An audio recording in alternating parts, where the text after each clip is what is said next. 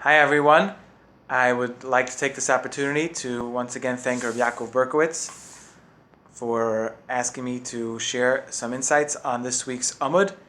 So here we go. On Daf Lamed Aleph Amud Aleph, this week's Amud towards the bottom, the Gemara tells us as follows. Rabbi Yehuda, says Rabbi Yehuda, Kach haya minhago shel Rabbi Akiva. So was the custom of Rabbi Akiva, kishahaya mispal l'matzibur, when he would daven together with everyone else. Haya mekatzer va'ola, he would shorten his tefillah mipnei torach tzibur, because not to cause any undue and unnecessary delay for the tzibur. So here we have a fascinating concept that typically when Rabbi Akiva would daven by himself, he would daven quicker, the Gemara seems to imply, but when he davened together with the tzibur in a shul setting, he davened quicker because torach hatzibur. So the Rishonim, Yonos Meloniel, among them, point out from first of all that we see from this Gemara that the custom was in those days to wait for the Rav. Rabbi Akiva presumably was the Rav, the head of the shul, head of the Beis Medrash, and the custom was to wait for him. So in order not to cause unnecessary delay for those people waiting for him, he would make sure to particularly hasten his davening in order not to cause them this delay. However, Rabbi Yonah does point out that lest one think that this means that Rabbi Akiva cut corners on his tefillah chas v'shalom, doesn't mean that he cut out some words or cut out some tefillos. Rather, Rabbi Yonah gives two pshatim what it might mean. Either it means that typically Rabbi Akiva would say more tachanunim, he would have more supplications he would add in his tefillah, and when he was davening with the tzibur, he would shorten those supplications. Or alternatively, Rabbi Yonah suggests that he would say the words quicker. He would talk at a little faster pace. When he was davening without the tzibur, he would say it a little more slowly and deliberately speak out, enunciate the words. And now that he was davening with the tzibur, he would hasten his pace in order to not cause a delay. So from here, I'd like to discuss the concept in general. We find in numerous places in halacha the idea of something called Tircha Dtziburah, that we're not allowed to cause unnecessary delay or prolong something that the tzibur expects to be at a shorter pace. Now this does have various ramifications in halacha. I'd like to discuss just some of them tonight as they're particularly related to tefillah. First of all, I'd like to start off with a basic question. This concept of Tircha Dtziburah, is it a strictly halachic obligation? Is it mandated by halacha? Or is it something more in the category of in midos and derech eretz? It's appropriate for someone not to unnecessary delay people, but we can't say it's halachically incorrect. Or no, we'll say it's halachically incorrect to do such a thing. So there's a Gemara in Yuma, one of the other famous Gemaras that discusses this idea of Tircha Dtziburah. The Gemara in Daf Ayin in Yuma is discussing the avoda of the Kohen Gadol on Yom Kippur. Part of the day, the Kohen Gadol would take out a Sefer Torah and open up to Sefer Vayikra and read various parts of the Torah and Parshas Achrimos and other parts of Sefer Vayikra which were related to Yom Kippur. Then the Kohen Gadol would close the Sefer Torah, hold it in his chest, and he would say, there's more than written here that I need to share with you, and he would go on to relate various psukim from Sefer Bamidbar, also related to Yom Kippur. And the Gemara says, why did he do that? Why didn't he just megalgal this Torah? Why didn't he just roll the Sefer Torah and find the right place in Sefer Bamidbar and read it from inside the Torah? So the Gemara says that would not be appropriate because that is not covered hatzibur for everyone just to sit around and dilly-dally just to wait for the Kohen Gadol while he rolls the Sefer Torah. So this Gemara here in Yuma Daf Ayin is coining a term covered hatzibur, which the poskim equate to our concept of Tircha Dtziburah. Now in the Tshuvas Nishmas Kol Chai, which is the Tshuvas of Rav Chaim Falagi, who lived in the early 1800s. He was the chief rabbi of Izmir in Turkey. He authored approximately over 50 svarim. All of them he distributed for free to his tzibur in Turkey. And there, in the Tshuvas Nishmas Kol Chai, he has an interesting question. This concept of Tircha Dtziburah, of Kavod HaTzibur, is it biblically mandated? Is it minat Torah? Or is it only midrabanan? And he says he would like to suggest at first that based on this Gemara in Yuma, it seems like it should be a Torah-dik, it should be midaraisa, it should be a prohibition to cause unnecessary delay to the tzibur. Why? He says, like we just said, the Gemara said that the Kohen Gadol would not be matriach the tzibur. He would not make everyone wait while he rolled the Sefer Torah. Rather, he would say the Sefer Torah, the psukim from the Torah by heart. Now, what is that prohibition? The prohibition to say psukim of the Torah by heart, dvarim shebiksav, written words of the Torah, ef shalom bal peh. The Gemara in Gittin Daf Samach tells us that it's based from a pasuk. So it says of Chaim Falagi, if that prohibition of saying psukim bal peh is based on the Torah, is based on psukim, that means it's da'araisa. So in order to waive it by saying Tircha Dtziburah, so then it must be that the concept of Tircha Dtziburah must also be rooted in the Torah. So at first, Rav Chaim Falagi wants to suggest that this concept of Tircha Dtziburah, and to be strict about it, is min ha-Torah, is a Torah prohibition if someone would cause unnecessary delay to the entire tzibur. However, Tan is not allowed to go through all his rayas. He quickly disproves this idea, and he concludes the tshuva in that it's definitely at least an issur d'Rabbanan, although he cannot tell us if it's for sure not midaraisa or not. But again, in conclusion, he comes out that it'll be issur midrabbanan. The same thing in Tshuvas Michtav L'Chizkiyahu, which is the Tshuvas of the Stei Chemed. The Stei Chemed, who passed away in the early 1900s, wrote a prolific encyclopedia of Jewish thought called the Stei Chemed. He also has a Tshuva Sefer called Michtav L'Chizkiyahu. And there in Siman Tes, the Stei Chemed also has an arichas, goes through various sugis of Tircha Dtziburah, and concludes, like Rav Chaim Falagi, that the Isser of Tircha Dtziburah is only midrabanan and not midoraisa. However, what I want to pull out from these tshuvas and amongst other sources in the poskim is that they're all understanding that it's definitely an isser and it's halachically mandated to follow a certain mode of conduct in order not to be matriach hatzibur. It's not just nice advice. It's not just appropriate etiquette or derech eretz. It's not just something for musar shmuz. It's actually a pure halachic concept of acting in a certain way in order not to cause unnecessary delay to the tzibur.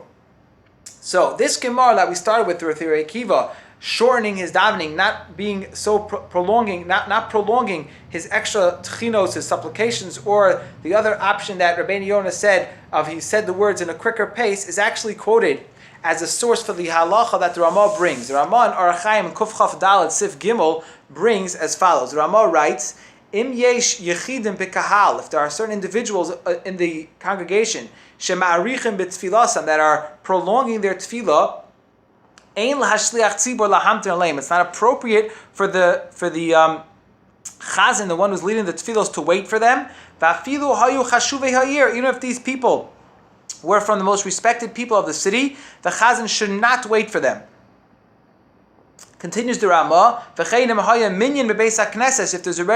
time for davening has come and the minyan is already there, they're gathered, it's not appropriate to wait for somebody else, even if he's a chashva person, to come, or gadol, or a great person, shadayin lo ba. So this Ramah is paskening the halacha that if the shliach tzibur is ready to start chazaras hashatz or any other part of tefillah, it will be tircha dtziburah. It's not appropriate for the chazan to wait for even a great rav or great other people from the tzibur in order to continue the tefillah. Rather, if the tzibur is waiting, he has to abide by their wishes and start the tefillah right away. However, as we know, this is not the common custom. In almost every shul that one will attend, they will see that the custom of the shul is that they'll wait for the rav or some other leader of the congregation before the chazan will start chazaras hashatz, before he'll say the pasuk at the end of Shema again, Hashem, to conclude with emes again, or other parts of tefillah. They'll wait for the rav. So why is this? The Ramah is clearly saying, we see from our Gemara, that the concept of Tircha Dtziburah tells us the halach is you do not have to wait for a rav who's taking longer than everybody else. So the Magen Avram over there in the Shulchan Aruch in Sifka and Zayin says that although the Ramah paskins this idea of Tircha Dtziburah, nonetheless, says the Magen Avram, v'achshav nagu, the custom nowadays is lahamtin ala av bezin, to wait for the leader of the bezdin, or the rav as we'll call him. And says the Magen Avram, why? V'nirali hatam, says the Magen Avram, I think the reason is sherov ha'anashim mispalim b'merutza. It's not that the rav is davening quick. It's not that the Rav is davening slow. Rather, everyone else, unfortunately, is davening too quickly, says the Magen Avram. If the rest of the congregation would daven each and every word carefully, like the Rav is, then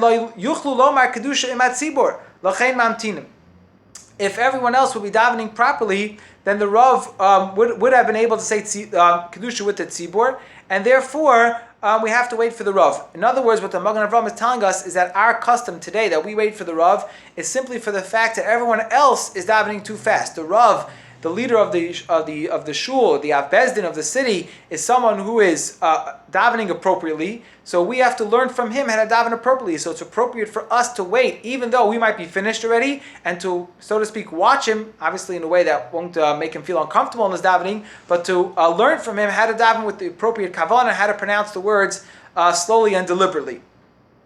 Concludes the Magen Avram. The Magen Avram says, Nir li, the af im ein av bezdin b'ir. Let's say the Rav is not there, the av bezdin is not in the shul. Nonetheless, yesh lahamtin, the shul should appoint someone who they should wait for, who's someone who's davening mila b'mila, someone who's davening carefully word for word. In many shuls, if the Rav's not there, somebody else will be the point man that the Chazan will look at to see when it's appropriate time to proceed with the tefillah. Because again, the idea is the idea is that we're trying to say is that unfortunately many times the tzibur are davening too fast. So we're trying to train everybody to slow down and daven each and every word of davening carefully.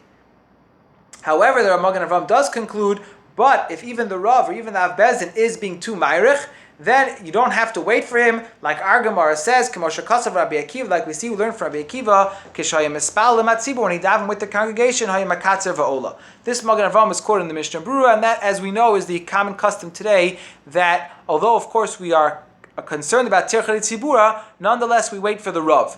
Rabbi Akiva Eger in Chelik Dalet in Shuvas was asked by a certain community, doesn't say which community asked him, but they had wanted to change this custom. They say, they were in a rush, wherever the case was, they felt the Rav daven too slow, and they wanted to change the custom and say, they asked Rabbi Akiva Eger, could we change this custom in Klal Yisrael and not go with the Magen Avram, and rather we'll decide, we'll put up a plaque or a paper by the Amud, and we'll say, Shemona Esrei takes 6.5 minutes or 5 minutes, whatever it is, and whether the Rav's finished or not, we're going to start the Chazaras Hashatz. And Rabbi Akiva Eger responds in a short tshuva. He says, Chas v'shalom, a person cannot change the minig. This is the minig. It's based on numerous sources. He doesn't list what they are. But Rabbi Akiva Eger says it's immutable, this law, and it's only respectful for the congregation to wait for the Rav. And that's basically the gist of Rabbi Akiva Eger's tshuva. Nonetheless, the poskim do speak out to Aruch HaShulchan and others that, of course, there are times where a Rav might want to waive this idea and say, tell the Gabbai or tell the Shliach Tzibur that today is something I need extra to daven for, and you don't have to wait for me today. Or if the Rav, let's say, came late for davening and he doesn't want the Tzibur to wait for him, so then of course in those situations, Aruch Shulchan says the Rav is allowed to waive this kavod or this right that the Tzibur waits for him, and the Chazan could start at a time that they feel it's appropriate in order that it should not be too much of a burden for the Tzibur. The Moshe Sternbach in his Chuvas V'Hanagas Chelek Aleph says, however, even if a Rav would want to waive his rights and allow the Chazan to start before he's finished his Shemona Esrei, he should not do this on a Shabbat or Yom Tov or any other time where there'll be additional people in shul. During the week, sometimes the minyan's a little weaker, not so many people there, but on Shabbos and Yom Tov, where everyone's together in shul, and the young children and the old people, everyone's there for sure, says Moshe Sternbach, it would not be appropriate for the Rav to waive this kavod, and it would be appropriate for the tzibur to wait for him, even if he feels he has to take a little longer in order to teach the people that the Rav is davening properly, and people should try to emulate his ways. Now, although till now we've been talking about a Rav, this halacha does apply to individuals as well, even if you're not a Rav. Often you might find yourself in a minyan mitzumtzum, in a small group of people davening, maybe just 10 or 11 people in the whole group. And if one person is going to be ma'irich, if one person is going to do a longer Shemona Esrei than the average span of the rest of the people there, so that's also Tircha Dtziburah. Everyone has to wait for him in order for them to start Chazaras Hashatz, in order for them to move on with the rest of the davening. And if this one person, even if he's not the Rav, but they're waiting for him just to count for the 10, that also could be a situation of Tircha Dtziburah, and a person has to be cognizant of that problem as well. However, in the Chuvas Oris L'Tshuva, which is a grandson or a great-grandson of the Chassam Sofer, he writes, though, if a shul, let's say for an example, a person joins a private minyan of a Rebbe or some other minyan where it's understood ahead of time that they wait a great length, typically much longer than a regular shul would wait, then a person joining that minyan can expect them to go quicker because he joined the minyan. If the Rebbe davens a longer Shemona Esrei, and by joining this private minyan you're going in with that self-understood condition, then of course you have no right to protest the tzibur going for a longer period. In a similar halacha, Also related to Hilchas Tefillah, the Rashba in Chelik Aleph has a tshuva, and this is quoted in Shulchan Aruch in Siman Nun Gimel. The Rashba has a tshuva. He was asked a chazan. There was a Baal Tefillah who had a beautiful voice, and he asked the Rashba, could I, be misameach and be mahana the olam, give people the benefit of hearing my voice by davening, by singing, or by stretching out the words and making it very melodious and beautiful? Would that be a problem or not? So the Rashba says, before I respond, I just have to break this up into two basic categories. Are you davening for the Amud because you want to put on a concert and you want to show off your voice to everybody? Or are you davening because you want to use your talents? Kabbalas Hashem mehoincha, the pasuk says we have to honor Hashem from our talents, from everything that Hashem gave us. Are you having the altruistic motives in mind here, or are you having your personal motive in mind? Says the Rashba, if you're doing it just to help grow your fame, then of course, says Rashba, that's inappropriate and that would not be allowed. If, however, the Rashba says you're doing it because you want to be ma'ir the people to sing along with you and to get them together to daven properly to Hashem, the Rashba says, of course, that's appropriate. But again, even still, the Rashba ends off quoting our Gemara on Daf Lamed Aleph that, keep in mind, Rabbi Akiva, that he was careful with Tircha Dtziburah. So even though the chazan is singing and it's helping the people with their kavanah, etc., nonetheless, he still has to keep the concept of Tircha Dtziburah in mind and make sure he's not going overboard with his singing of the beautiful davening. And this again is codified in Halach on the Shulchan Aruch in Siman Nun Gimel Sif Yud Aleph. Just want to conclude with a beautiful, simple but profound thought by the Michtav Eliyahu, Rav Dessler. Rav Dessler in Chelik Aleph on page 244, discussing the concept that every person in his personal journey in Torah and Avoda always has to constantly be climbing a ladder. We always have to be pushing ourselves higher and higher to aspire to great heights. So asks Rav Dessler, so if every person has a personal obligation to keep pushing themselves to steig and to go weiter in life, so why is it, he says, that we have a concept of Tircha Dtziburah? Why should it be a tircha if I have to wait for somebody else who's davening along a Shemon Esrei? I also should be davening along a Shemon Esrei. I also should be having more kavanah in my tefillah. I also have to make sure that I'm progressing in my avodas Hashem. So why is there a problem, as Rav Dessler, of Tircha Dtziburah? A tzibur is made up of yechidim, and if every single person has an obligation to do what he can to push himself higher and higher in ruchnius, so why is there this concept of Tircha Dtziburah? So Rav Dessler answers simply that although every person, of course, has an obligation to continue to push themselves and to steig, but every person has to do it on their own level. And to enforce on the tzibur one size fits all, that everyone has to daven a half-hour Shemon Esrei, that of course is inappropriate. If every person wants to take upon themselves how they're going to steig personally, how they're going to grow personally, and uplift themselves in madrega after madrega, that's each and every person has to individualize his avodas Hashem. And therefore, the concept of Tircha Dtziburah is that we can impose our chumras, so to speak, in ruchnius upon others. Of course, it does not take away from the fact that we all have to continue to steig, and Be'ez Hashem we will, but we cannot enforce that in others in a tzibur setting. Thank you all for listening. Any comments? I'm happy to be reached through the Kollel. Thank you very much.